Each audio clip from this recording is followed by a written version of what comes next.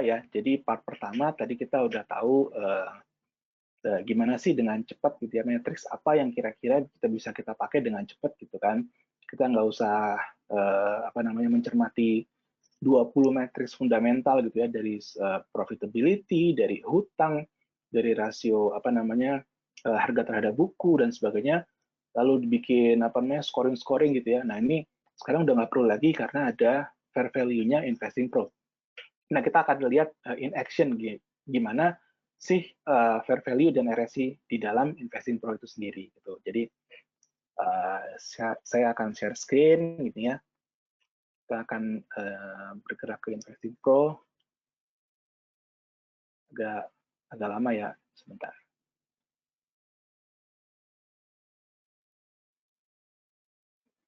Nah, di sini. Jadi ini kebetulan tampilan Investing Pro ya, dashboard-nya seperti apa. Nah, di sini saya ada watchlist, kan ada banyak watchlist. Saya kebetulan mengamati AI stocks ya, AI stocks. Ini teman-teman ngikutin Nvidia harganya kayak gimana gitu kan. Mungkin ada yang masuk ke bursa Amerika gitu ya.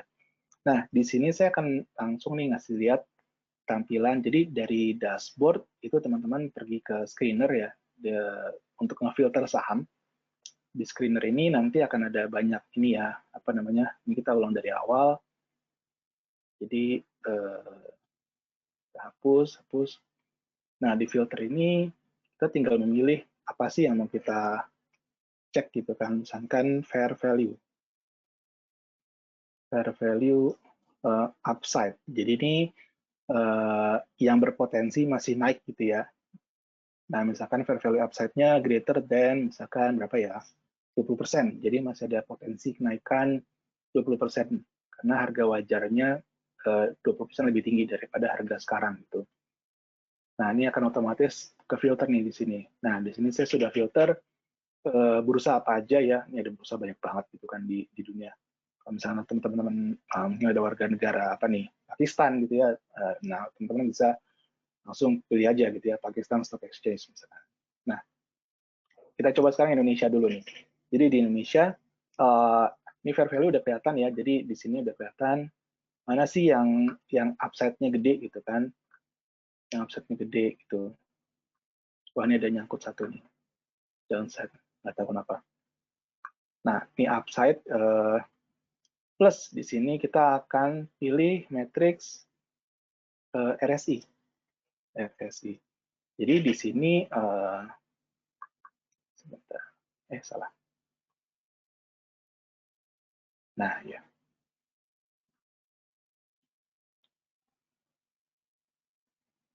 RSI di bawah 30. Jadi kita di sini akan melihat saham-saham yang ini ya. Contohnya di sini adalah saham-saham yang fair value-nya tinggi ya, lebih tinggi dari harga saat ini, dan juga RSI-nya di bawah 30 dalam artian belakangan lagi sering dijual gitu ya, oversold. Jadi dia oversold. Nah, ini contoh nih. Nah, Karawaci. Nah, di sini kita bisa melihat fair value-nya berapa. Jadi harga saat ini adalah 90 kan. Nah, fair value-nya 112. Jadi sebenarnya dia 112 nih harga wajarnya gitu kan. Jadi ada upside sekitar 25%. Nah, di sini juga ada penjelasannya apa aja.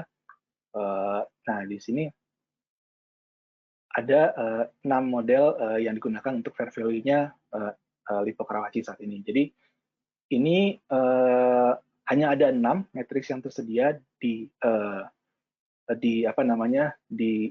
fair value-nya FPKR karena laporan keuangannya mungkin banyak yang perlu dilengkapin gitu. Jadi banyak data yang tidak tersedia karena nggak bisa dihitung nih karena datanya nggak ada gitu ya. Jadi kalau misalkan datanya lengkap, maka akan lengkap semua datanya di sini. Jadi akan ada 13 model di sini. Seperti yang saya sampaikan tadi di sini ya. Jadi di part sebelumnya. Nah, di sini. Nah, di sini ada 13 matriks yang tampil gitu ya. Nah, jadi di sini sudah kelihatan nih tampilan fair value seperti apa, ini gampang banget. Jadi di setiap halaman saham itu pasti tampil gitu ya. Ini kita ngintip-ngintip sedikit BBCA misalkan ya, BBCA.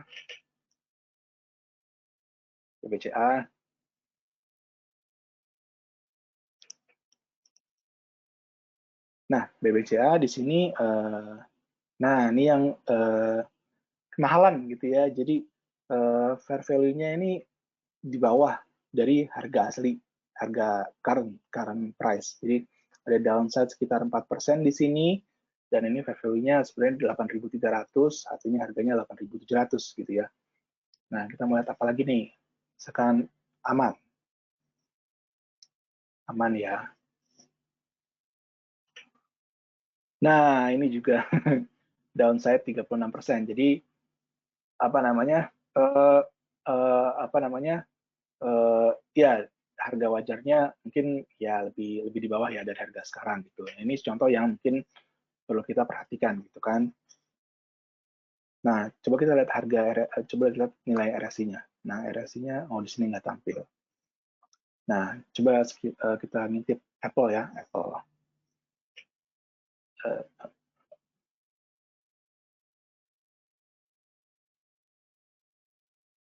Nah, Apple juga sedikit di atas dari fair value-nya sebenarnya di bawah dari harga aslinya gitu.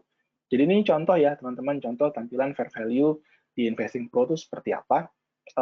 Gampang banget, jadi langsung kelihatan di sini dan langsung kelihatan. Nah ini misalkan untuk Apple ya, Apple 14 model yang tersedia karena datanya lengkap gitu, jadi bisa dihitung sekaligus.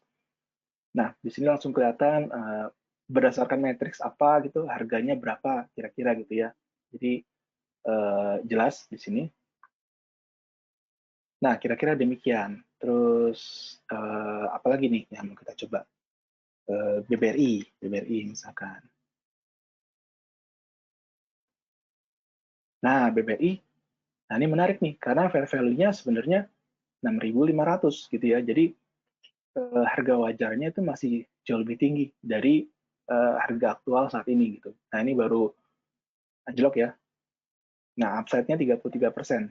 Dan ini ada 5 model yang bisa dilihat di sini gitu. Jadi gampang banget ngelihat RSI dan fair value di sini karena mudah, tinggal buka screener, dari screener langsung kelihatan ininya apa aja gitu ya, apa namanya, matriksnya apa aja yang mau teman-teman pakai.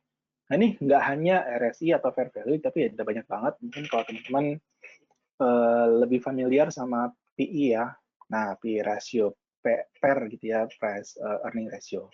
Di sini juga Piotrowski score. Kalau teman-teman mungkin buka investing.com, saya beberapa hari lalu menulis tentang Piotrowski score. Menarik banget karena ada ya Piotrowski score ini bisa langsung melihat kekuatan finansial suatu perusahaan itu seperti apa sih gitu kan. Ini bisa langsung disortir gitu ya. Jadi sangat menarik kalau misalnya teman-teman juga ngelihat RSI dan Piotrowski score. Jadi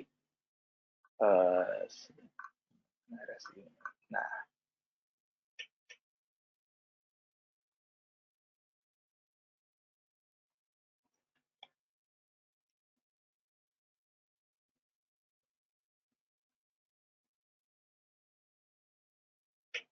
Nah, contohnya misalkan gini ya. Jadi kita melihat investing fair value yang gede gitu ya. Jadi greater than 20%. Jadi di sini ada peluang lebih tinggi untuk mencapai harga wajar. Jadi potensi naiknya gede. Nah, juga lagi sering dijual belakangan. Jadi dalam kondisi oversold territory ya, di bawah 30% RSI-nya. Di saat yang sama, Piotrowski score-nya minimal 7. Jadi di atas 7. Dalam artian bagus banget gitu ya. Finansialnya 7 dari 9. Berarti bagus banget nih gitu kan. Nah, ini kelihatan saham-saham apa sih yang under value tapi bagus nih gitu ya. Jadi ya ini 3 inilah gitu ya yang tampil di sini, yang disortir dari matriks-matriks ini gitu. Kira-kira demikian teman-teman ya. Mungkin ada yang mau tanya langsung aja ya. Kalau di sini bisa langsung di ini. Nah, data diupdate kapan saja? Terima kasih Pak Indra. Jadi data diupdate ini tidak terlalu lama, jadi selang waktunya mungkin sekitar, mungkin amannya sih saya bilang per jam ya, per jam. Tapi beberapa kali memang ada kendala mengenai data freshness. Tapi dalam kondisi wajar itu 1 jam, gitu ya.